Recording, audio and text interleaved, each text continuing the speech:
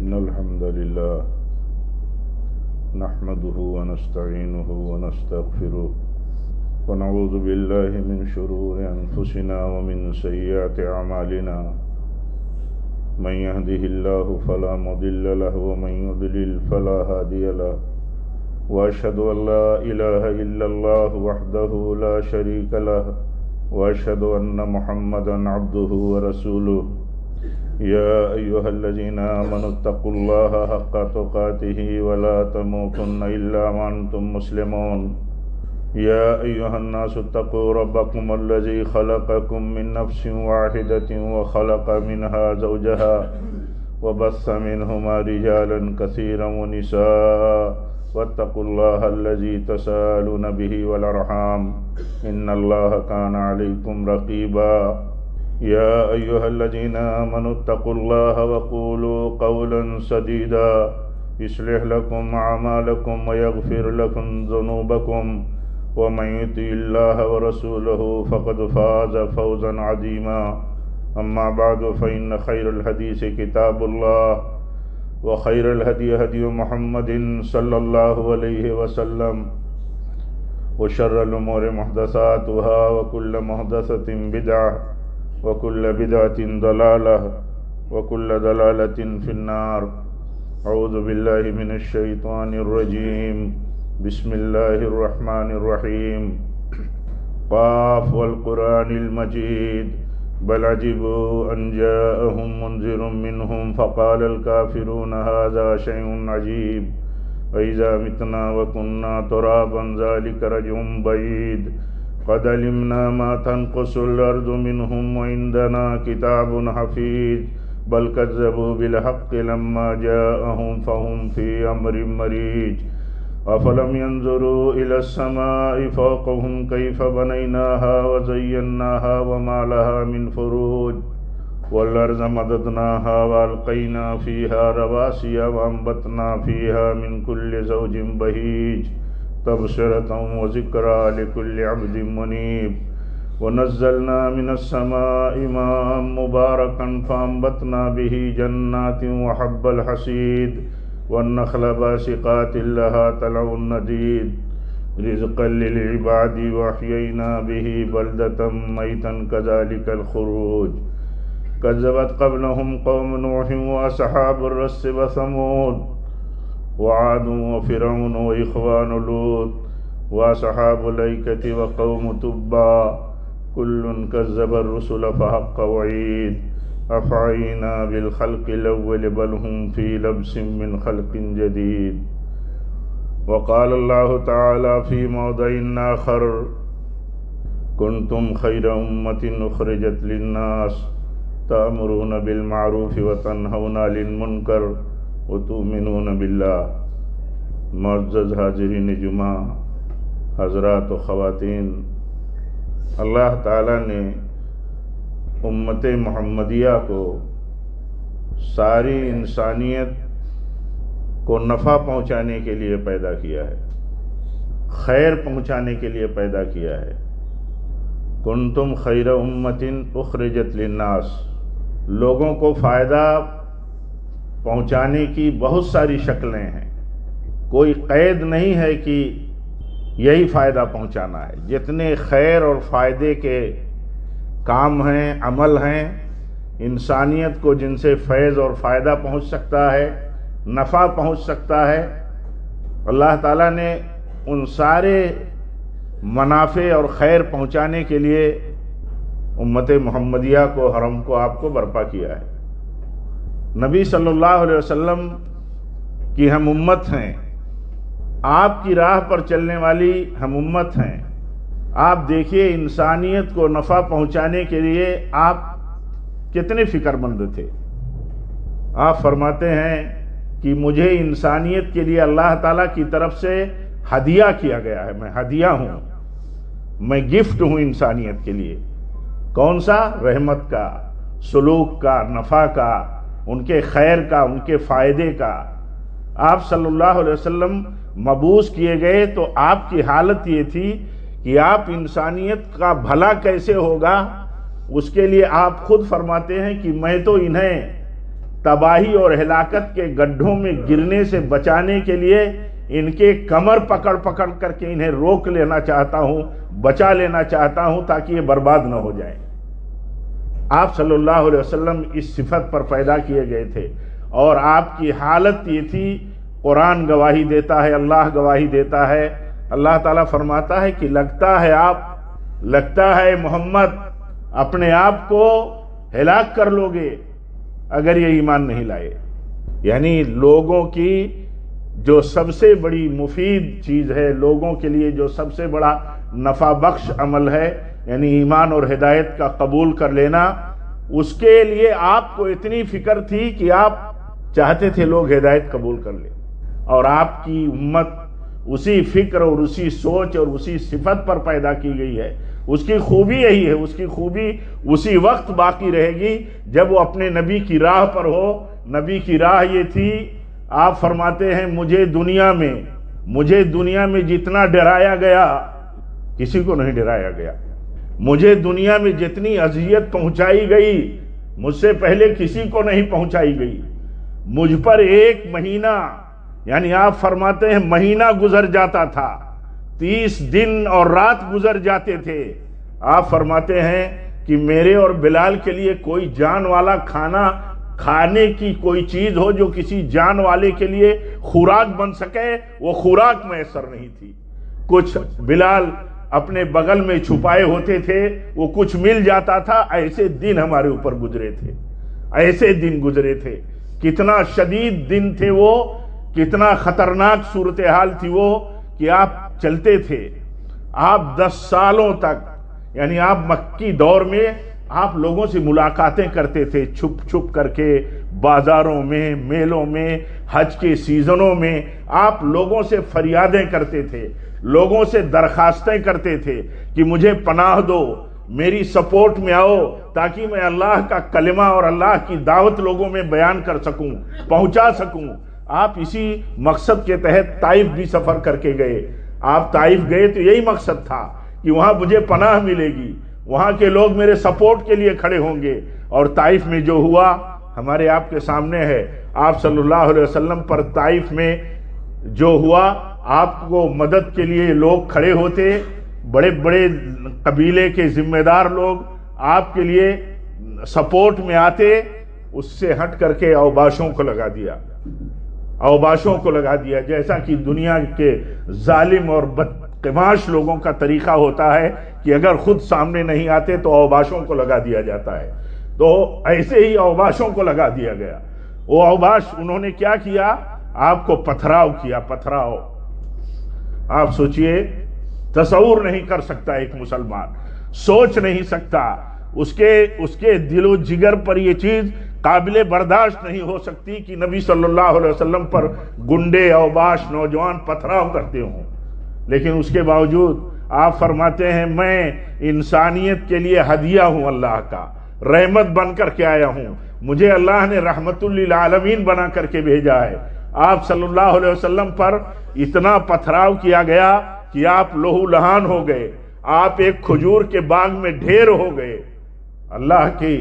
اللہ کا غضب جوش میں آیا، اللہ نے فرشتوں کو بھیجا، پہاڑ کے فرشتوں کو، جاؤ میرے نبی سے کہو کہ اگر وہ اجازت دیں تو اس بستی کو 2 پہاڑیوں کے بیچ میں کچل دیا جائے۔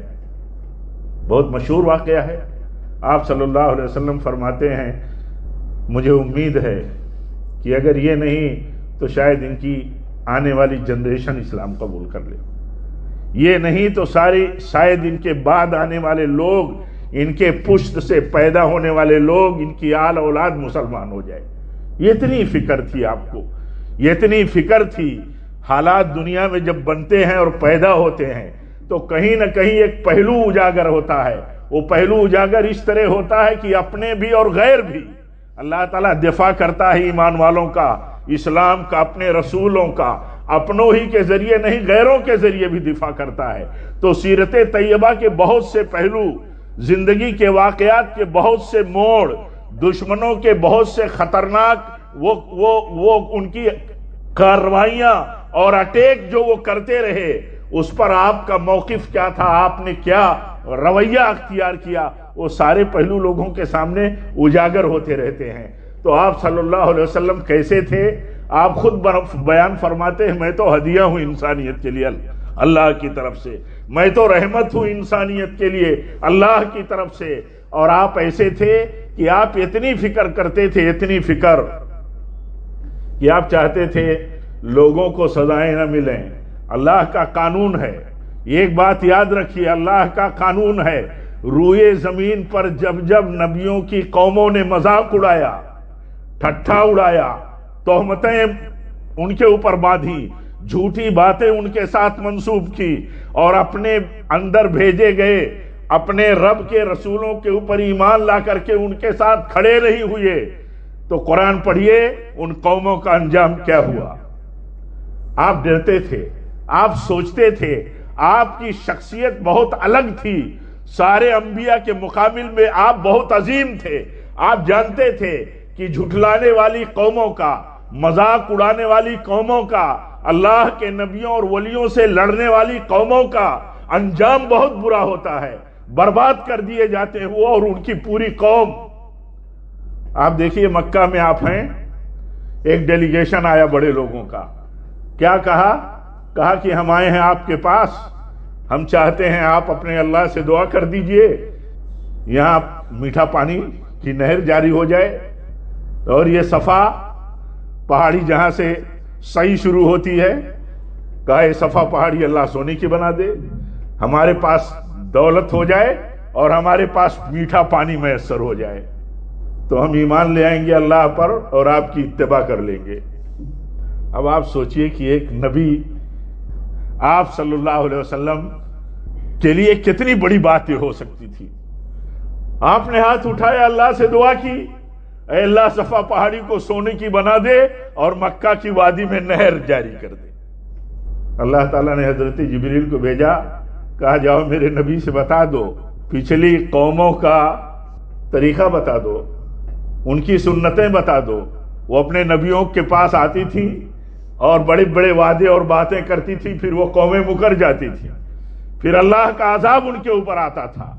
میرے نبی کو بتا دو کہ یہ لوگ جو آئے ہیں آپ کے پاس، مطالبہ انہوں نے آپ سے رکھا کہ اگر صفا پہاڑی سونے کی بنا دی جائے اور ایک میٹھا نہر جاری ہو جائے مکہ میں تو ہم ایمان لے آئیں گے۔ میرے نبی کو بتا دو کہ اگر یہ میں کر دوں اور اس کے بعد یہ ایمان نہیں لائے تو میں ان پر سخت عذاب بھیجوں گا۔ میرے نبی سے پوچھو کہ کیا منظور ہے، کیا میرے نبی کو یہ بات منظور ہے؟ ذرا پوچھو، میرا سلام کہتے ہوئے پوچھو۔ اللہ کے نبی سے جب پوچھا گیا، کہا ایک آپشن تو یہ ہے کہ ان کی مرادیں پوری کر دی جائیں اور یہ ایمان لے آئے، اور اگر ان کی مراد پوری نہیں کی گئی اور ایمان نہیں لائے تو ان پر عذاب آئے گا۔ ایک شکل تو یہ ہے، دوسری شکل یہ ہے کہ آپ ان میں دعوت و تبلیغ کا کام کرتے رہیں، انہیں سمجھاتے رہیں، نصیحت کرتے رہیں۔ تو آپ صلی اللہ علیہ وسلم نے یہ قبول کیا، کہا کہ نہیں، میں ان کے بیچ میں محنت کرتا رہوں گا، پتہ نہیں آج یہ باتیں کر رہے ہیں اور کل مکر جائیں، پھر اللہ کا عذاب آ جائے۔ آپ صلی اللہ علیہ وسلم ایسے تھے۔ دنیا میں ایسا نہیں ہے، دنیا میں ایسا نہیں ہے کہ لوگ نہیں جانتے، دنیا میں یہودیت کی صفت بہت عام ہے۔ وہ یہودیت کی صفت کیا تھی؟ وہ یہودیت کی صفت قرآن بیان کرتا ہے، اہل کتاب کی صفت قرآن بیان کرتا ہے۔ کہا یہ محمد صلی اللہ علیہ وسلم کو ایسے ہی پہچانتے ہیں جیسے اپنے بیٹوں کو پہچانتے ہیں۔ ایسا نہیں کہ آپ کی سیرت نہیں ہے، آپ کی ہسٹری نہیں ہے، آپ کو نہیں جانتے۔ یقیناً بہت سارے لوگ نہیں جانتے ہیں، نہیں جانتے ہوں گے، لیکن یہ کہ ایسا کہ لوگ نہیں جانتے ہیں آپ کی سیرت طیبہ کو، ایسا نہیں ہے۔ آپ کی سیرت طیبہ کو جان کر کے آپ کو جھٹلاتے ہیں، آپ کا مذاق اڑاتے ہیں۔ بہت بڑی تعداد میں ایسا ہوتے ہیں، ایسے لوگ ہوتے ہیں۔ اور بالخصوص طائف کی پالیسی کثرت کے ساتھ چلتی ہے۔ طائف کی پالیسی یہ تھی کہ بڑے لوگ سامنے نہ آ کر کے اوباشوں کو لگا دیتے تھے، لگا دیا انہوں نے۔ تو آپ دنیا میں دیکھیں گے، ہسٹری دیکھیں گے، موجودہ اور پچھلے حالات کو دیکھیں گے تو یہی سمجھ میں آئے گا، ہاں کہ لوگ لگا دیتے ہیں کچھ لوگوں کو کہ یہ کام کرتے رہیں۔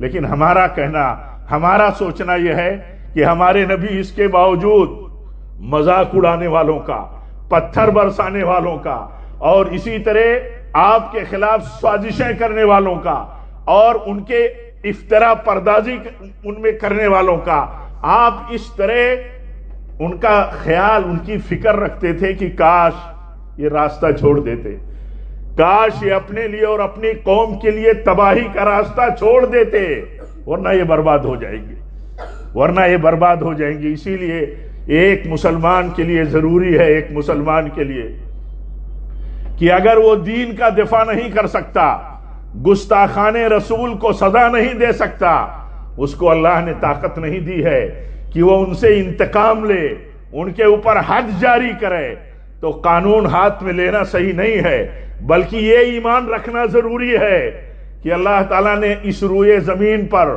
اپنے نبیوں کو ذلیل کرنے والے، رسوا کرنے والے، لڑنے والے، ان کا ٹھٹھا اڑانے والوں کا اللہ تعالیٰ نے برا انجام کیا ہے۔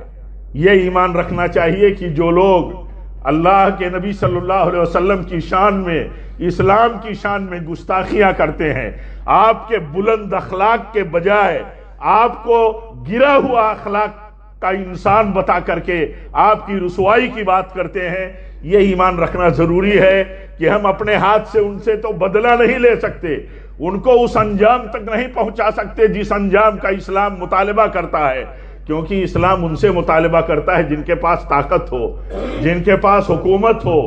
جب ایسے لوگ شان رسالت میں گستاخی کریں تو ان کے لیے وہ سزا ہے جو سزا اسلام نے متعین کی ہے، لیکن جن کے ہاتھ میں طاقت نہیں، استطاعت نہیں، ان کے امکان سے باہر ہے، ان کا یہ ایمان تو رکھنا ضروری ہے کم سے کم کہ اللہ تعالیٰ کافی ہے، اللہ تعالیٰ کافی ہے بدلہ لینے کے لیے اور سزا دینے کے لیے اپنے رسول کے گستاخوں کو کافی ہے۔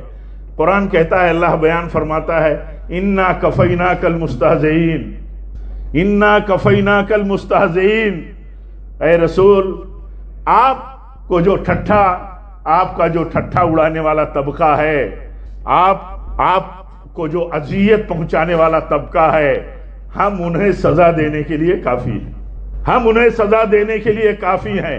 کسی مسلمان کو اس پہلو سے کمزور نہیں ہونا چاہیے اور نہ اس طرح کے پروپیگنڈوں اور جذباتی باتوں میں آنا چاہیے کہ ہم کیا کرتے ہیں، ہمیں کیا کرنا چاہیے۔ ہمیں وہ کرنا چاہیے جو کتاب و سنت کی روشنی میں ہمارے علماء ہماری استطاعت اور صلاحیتوں اور امکانیات کو دیکھ کر کے ہمارے لیے حکم جاری کریں، ہمارے لیے حکومتیں اپنا فیصلہ جاری کریں۔ یہ ان کا کام ہے، عام لوگوں کا کام نہیں ہے، ہمارے عام نوجوانوں کا کام نہیں ہے کہ آپ اپنے جذبات اور اپنی محبت رسول کی بنیادوں پر آپ قانون ہاتھ میں لینے لگے، ہمارے لیے صحیح نہیں ہے۔ اسی لیے امام ابن تیمیہ رحمۃ اللہ علیہ فرماتے ہیں کہ جن کے ہاتھ میں گستاخان رسول کو سزا دینے کی، ان پر حد کرنے کی طاقت نہیں ہے جن کے ہاتھوں میں، ان کے لیے طریقہ یہ ہے کہ وہ اس بات پر ایمان رکھیں، یقین دل میں بٹھائے رکھیں کہ اللہ تعالیٰ اپنے رسول انسانیت کے لیے اتنے فکر مند اور دردمند انسان کے مذاق اڑانے والوں کے لیے، ان سے دشمنی اور ان کے دین کا ٹھٹھا اڑانے والوں کے لیے اللہ کافی، اللہ نمٹے گا ان سے۔ اور آپ جانتے ہیں یہ تاریخ ہے، قرآن جب نبیوں کی تاریخ بیان کرتا ہے تو دیکھیے کیسے بیان کرتا ہے۔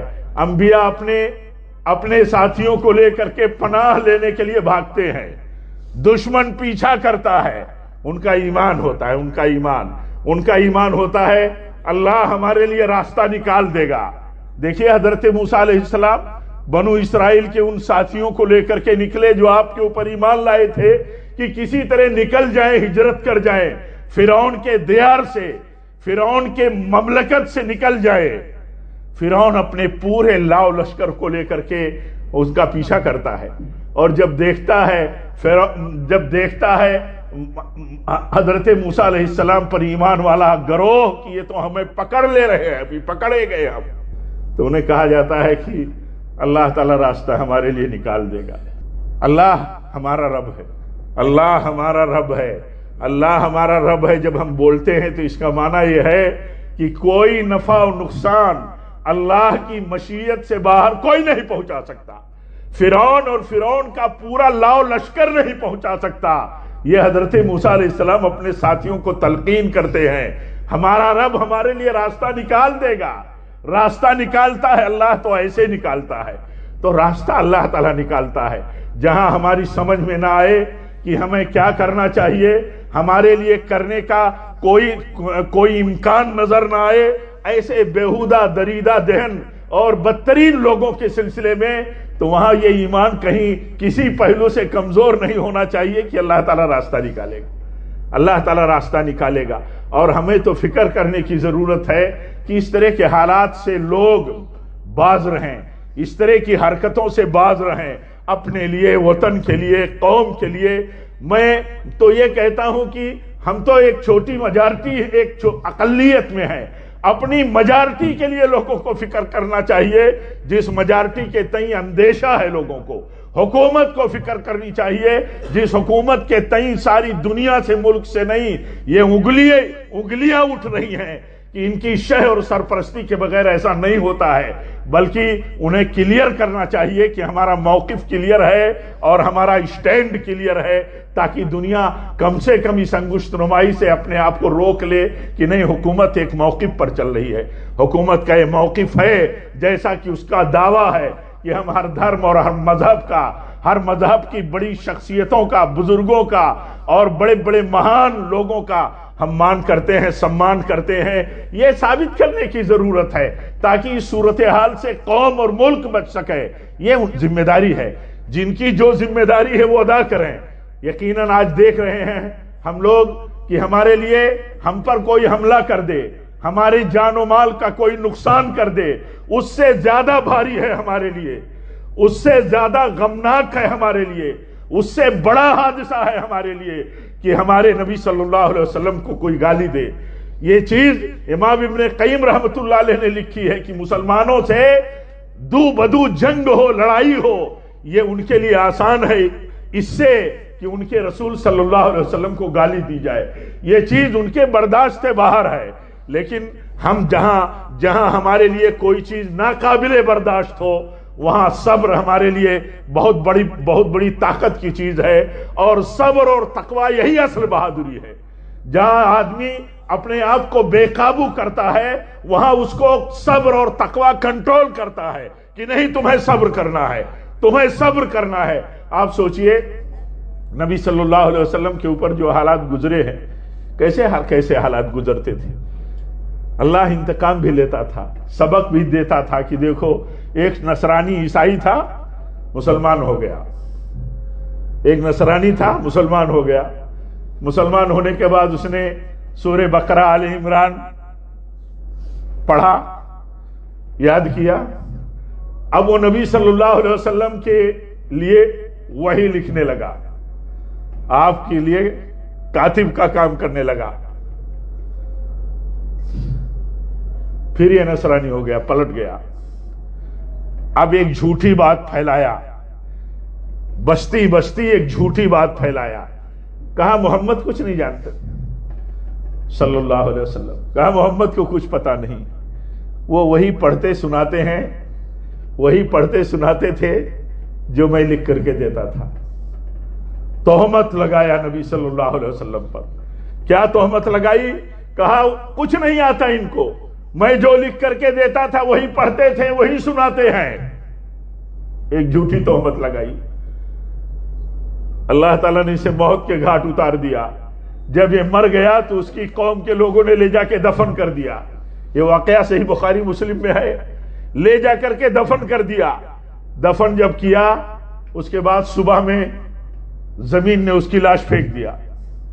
اب جب دیکھا بات پھیل گئی کہ ابھی ہم نے جس نصرانی کو، اپنے ساتھی کو جو اسلام قبول کیا تھا اور اس کے بعد وہ اسلام سے باہر آیا، ہم نے اسے دفن کیا، تو یہ ظاہر سی بات ہے محمد اور اس کے ساتھیوں ہی کا کارنامہ ہوگا۔ قبر سے کھودا، کیونکہ اب وہ باہر آ گئے، ساتھ چھوڑ کر کے ہمارے ساتھ آ گئے، تو انہوں نے دشمنی میں ایسا کیا ہوگا صلی اللہ علیہ وسلم۔ دوبارہ اور گہری قبر کھودا، اور اس کے بعد دفن کر دیا. دوسرے دن بھی یہی ہوا. پھر دوسرے دن بھی یہی بات وہ کرتے رہے، کہتے رہے کہ محمد اور ان کے ساتھیوں کا ہی یہ کام ہے کہ انہوں نے قبر کھود کر کے لاش باہر پھینک دی. دوسرے دن جہاں تک ہو سکتا تھا اپنی امکان کی حد تک قبر اور گہری کھودی اور لے جا کر کے اس کو دفن کر دیا. تیسرے دن پھر یہی ہوا. پھر شور مچا کہ لاش تو باہر قبر کے پڑی ہوئی ہے. تو لوگوں نے پہنچ کر کے جب دیکھا تو کہا کہ ہو نہ ہو یہ ان کا کام نہیں ہے، یہ کسی اور کا کام نہیں ہے، یہ اللہ ہی کی طرف سے.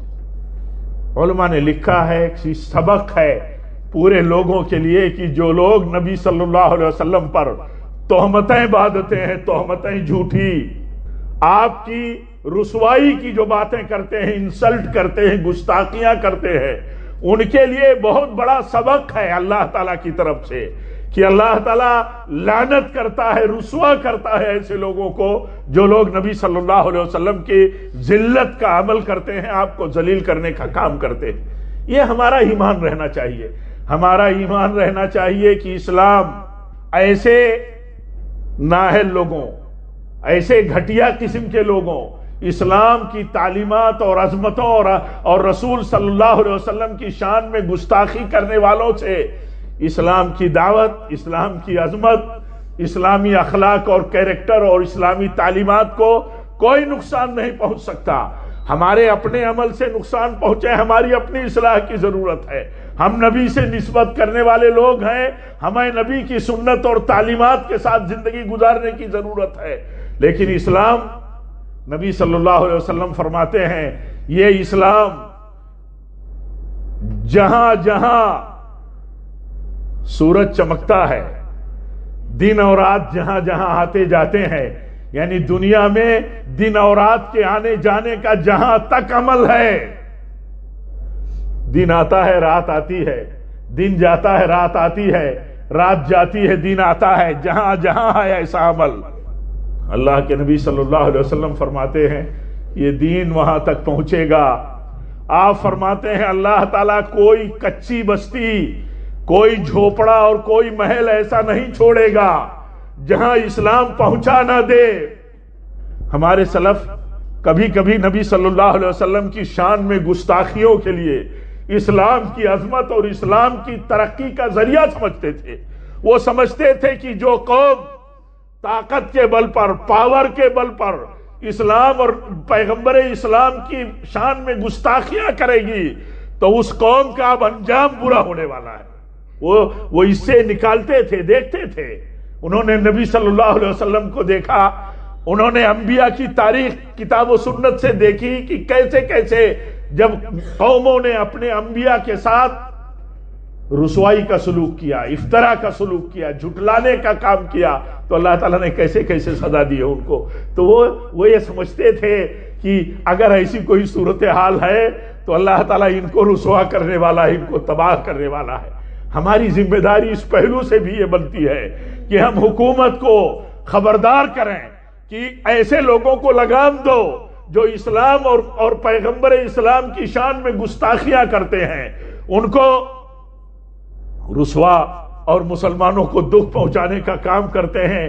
ان کو لگام اس لیے نہ دو کہ مسلمانوں کو کوئی فائدہ پہنچ جائے، ان کو لگام اس لیے دو کہ تم اللہ تعالیٰ کے عذاب اور اللہ تعالیٰ کی پکڑ سے بچ جاؤ. ہم یہ بھی نہیں چاہتے. ہم یہ بھی نہیں چاہتے کہ قوم اور ملک اللہ اور اس کے رسول اور اسلام کے سچے دین کا مذاق اڑانے کی بنیادوں پر کہیں اللہ تعالیٰ کی پکڑ کا شکار نہ ہو جائے. اس لیے ہم چاہتے ہیں کہ ان حرکتوں پر لگام دو، قانون بناؤ.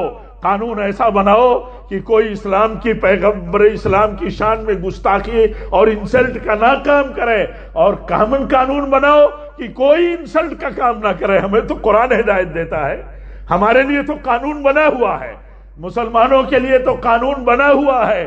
جو اس قانون کی مخالفت کرے وہ اسلام کی مخالفت کرتا ہے. وہ قانون کیا ہے؟ قانون ہے کہ جو بڑے بڑے مذاہب اور دھرم کے لوگ، جو بڑے بڑے مذاہب اور دھرم کے اندر معبود ہیں، بزرگ ہیں، ان کا اعتقاد اور ان کی محبتیں ہیں، ان کی بھکتی اور پوجا کرتے ہیں، قرآن کہتا ہے کہ انہیں برا بھلا مت کہو. قرآن ہمیں قانون دیتا ہے کہ انہیں برا بھلا مت کہو. جن کا غیر بھکتی اور جن کا پوجا کرتا ہے، جن کے ساتھ ان کی آستھائیں بہت گہری ہیں، قرآن تو ہمارے لیے قانون دیتا ہے. ہماری حکومت کا بھی قانون ہونا چاہیے کہ جن کے ساتھ آستھائیں اور عقیدے اور ایمان بدھا ہوا ہے قوموں کا، کمیونٹیز کا، بالخصوص مسلمانوں کا، کیونکہ آپ صلی اللہ علیہ وسلم اور یہ دین اسلام سارے دھرم کو منسوخ کر کے آیا ہے، اور پیغمبر اسلام صلی اللہ علیہ وسلم سارے انسانوں کے لیے نبی اور رسول اور رشی اور منی بن کر کے آئے ہیں. آپ صلی اللہ علیہ وسلم سب کے لیے ہیں، آپ سب کے لیے رحمت ہیں. اگر آپ کے خلاف کوئی بات ہوتی ہے، آپ کی شان میں گستاخی ہوتی ہے، تو یہ سب کے لیے خطرہ ہے. قانون ہونا چاہیے. اور میں اس موقع پر یہ کہوں گا کہ ہم لوگ قرآن کی ہدایت کے مطابق، نبی صلی اللہ علیہ وسلم کی سیرت اور سنت کے مطابق، تعلیم کے مطابق لوگوں کی فکر کریں، لوگوں کی گمراہیوں پر فکر کریں کہ کاش یہ گمراہی سے بچ جائیں، برے انجام سے بچ جائیں، صحیح تعلیمات عام کریں. سیرت طیبہ کا جو سبق ہمیں ملا ہے، وہ سیرت طیبہ کا سبق لے کر کے چلیں ہم. اللہ تعالیٰ کہتا ہے کہ مسلمان امت محمدیہ کے لوگ ساری انسانیت کو نفع پہنچانے کے لیے پیدا کیے گئے ہیں. ایسے موقعوں پر ہمیں یہ کام کرنا چاہیے، سیرت عام کی جائے، لوگوں کو بتایا جائے کہ اتنے بڑے عظیم اخلاق اور کیریکٹر کا انسان جس کے اوپر تم انگلیاں اٹھاتے ہو، کبھی تم نے پڑھا ہے انہیں، کبھی سمجھا ہے انہیں، کبھی دیکھا ہے انہیں، کبھی تم نے دیکھا ہے کہ تم نان مسلم کے لیے وہ کیسے بے چین تھے، کبھی تم نے دیکھا ہے کہ وہ کیسے بھروسہ کرتے تھے اگر کوئی نان مسلم ٹرسٹ کے لائق ہے تو خطرناک حالات میں بھی آپ بھروسہ کرتے تھے. ہجرت کا وقت بہت خطرناک وقت تھا. اس وقت اللہ کے نبی نے راستہ بتانے کے لیے ایک نان مسلم پر بھروسہ کیا تھا. آپ صلی اللہ علیہ وسلم کا معاملات کے اندر بھی بڑا عجیب مسئلہ تھا. آپ دیکھیں یہودی کتنے بڑے دشمن تھے. زہر دیا ایک موقع پر، آپ کو جان سے مارنے کی کئی بار تدبیریں کی، معاملات ختم نہیں کیا آپ نے یہودیوں سے. آپ کی جب وفات ہوئی تو 30 سا جو آپ نے قرض لے رکھا تھا یہود سے، اور اس قرض کے بدلے میں آپ کی زرہ جو ہے رہن رکھی ہوئی تھی. آپ نے معاملات ختم نہیں کیا. ایسے لوگوں کے تعلق سے، ایسی قوم کے تعلق سے جنہوں نے زہر بھی دینے کی کوشش کی. ہم سب کے لیے سبق ہے، اور دنیا کو بھی بتانے کے لیے کہ ہمارے نبی صلی اللہ علیہ وسلم کیسے تھے. اللہ تعالیٰ سے دعا کریں ہم کہ رب العالمین اس طرح کے صبر آزما حالات میں، جو مسلمان کے لیے، امت مسلمہ ہندیہ ہی کے لیے نہیں، ساری دنیا کے مسلمانوں کے لیے قابل برداشت نہیں ہے، ایسی صورتحال میں اللہ تعالیٰ ہمیں صبر کے ساتھ رہنے کی توفیق دے. رب العالمین ہمیں تقوی کی زندگی گزارنے کی توفیق دے. رب العالمین ہمیں سنتوں پر جمے رہنے کی تعلیم دے. ہمارا ایمان اور یقین ہو، اللہ تعالیٰ ہمیں توفیق دے کہ اللہ تعالیٰ اسلام اور پیغمبر اسلام کا مذاق اڑانے والوں کا اللہ تعالیٰ ان کو سبق دینے کے لیے کافی ہے. انہیں سبق دے گا جیسا وہ بہتر اور جیسی اس کی حکمت ہوگی. ہمارا کام ہے لوگوں کو خبردار کرنا، بتانا. اور اپنے نوجوانوں سے میں یہ کہنا چاہوں گا کہ اس طرح کی ایشوز اور اس طرح کے ناقابل برداشت صورتحال میں کچھ پارٹیاں، کچھ تنظیمیں اپنی اور باہر کی ہمارے جذبات سے کھیل کر کے ہم سے کچھ نہ کچھ کروانا چاہتی ہیں. ایسی صورتحال میں صبر بہت بڑا پاور ہے. اپنے آپ کو کنٹرول رکھنے کی ضرورت ہے. ہمارے علماء نے جیسے کہا کہ اگر تمہارے ہاتھ میں سزا دینے کی طاقت نہیں ہے تو اپنا ہاتھ تم روک لو. یہ حکومت کا، قانون کا کام ہے. یہ وہ کریں، اور ایمان یہ رکھو کہ جو لوگ مذاق اڑانے والے اور ٹھٹھا اڑانے والے ہیں، ان کے لیے اللہ تعالیٰ خود کہتا ہے اپنے نبی سے کہ اے نبی، ہم تمہارے دشمنوں کے لیے جو تمہارا ٹھٹھا اور مذاق اڑاتے ہیں، ہم ان کے لیے کافی ہیں. اللہ تعالیٰ ہم سب کو صحیح سمجھ عطا فرمائے. اس طرح کی صورتحال میں اللہ تعالیٰ ہم سب کو مضبوطی کے ساتھ ثابت قدم رہنے کی توفیق عطا فرمائے. ہر طرح کے جذباتیت اور اشتعال احتجاج، پروٹیسٹ، نعرہ بازی، ہنگامہ آرائی سے بھی بچنے کی اللہ تعالی ہم سب کو توفیق دے، اللہ یہ کہ ہماری قیادتیں اور ہمارے علماء ہمیں اجازت دیں، اللہ تعالی ہمیں علماء کی رہنمائی میں زندگی گزارنے کی توفیق دے۔ وآخر دعوانا الحمدللہ رب العالمین۔